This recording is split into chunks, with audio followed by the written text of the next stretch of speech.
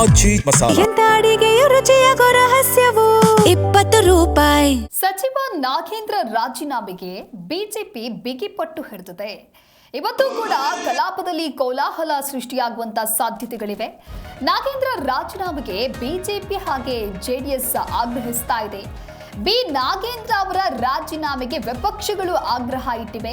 ಸದನದ ಒಳಗೆ play card ಹಿಡಿದು ಪ್ರತಿಭಟನೆಯನ್ನ ನಡೆಸಿದ್ದಾರೆ. ವಾಲ್ಮೀಕಿ ಅಭಿವೃದ್ಧಿ ನಿಗಮದಲ್ಲಿನ ಹಗರಣದ ಆರೋಪದ ಹಿನ್ನೆಲೆ ಸಚಿವ ನಾಗೇಂದ್ರ ರಾಜೀನಾಮೆಗೆ ಆಗ್ರಹಿಸಿ ನಿನ್ನೆಯೂ ವಿಧಾನಸಭೆಯಲ್ಲಿ ಪ್ರತಿಪಕ್ಷಗಳಿಂದ ಗದ್ದಲ ಮುಂದುವರೆದಿದೆ. ಗಲಾಟೆಗೆ ಅರ್ಧ ದಿನದ ಕಲಾಪನೇ ಬಲಿಯಾಗಿದೆ.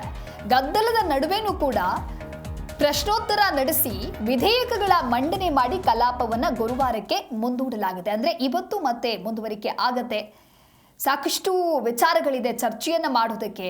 ಆದರೆ ಅದೆಲ್ಲವನ್ನ ಬಿಟ್ಟು ಕೂಡ ಇದೇ ವಿಚಾರ ಅಲ್ಲಿ ಸ್ಪಷ್ಟವಾಗಿ ಚರ್ಚೆಗಳು ಆಗ್ತಾ ಇದೆ.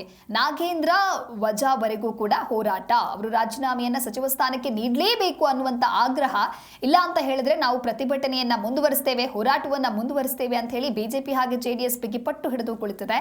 ಯಾವಾಗ ಸಚಿವ ಸಂಪುಟ ವಿಸ್ತರಣೆ ಆಗುತ್ತೆ, ಸಚಿವ ಸ್ಥಾನದ ಕುರಿತಂತೆ ಚರ್ಚೆಗಳು ಹೊರಬೀಳುತ್ತೆ, ಅಂದಿನಿಂದ ಇವತ್ತಿನವರೆಗೂ ಕೂಡ ಬಿಜೆಪಿ ಹಾಗೆ ಜೆಡಿಎಸ್ ಅಂತ ಬಂದಾಗ ಈ ವಿಚಾರವನ್ನ ದೊಡ್ಡ ಮಟ್ಟದಲ್ಲಿ ಚರ್ಚೆಯನ್ನ ನಡೆಸ್ತಾ ಇದ್ದಾರೆ.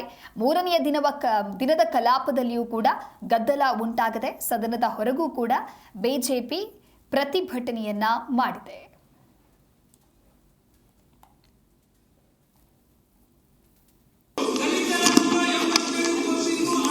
ಸನ್ಮಾನ್ಯ ಅಧ್ಯಕ್ಷ ಹೇಳಿ.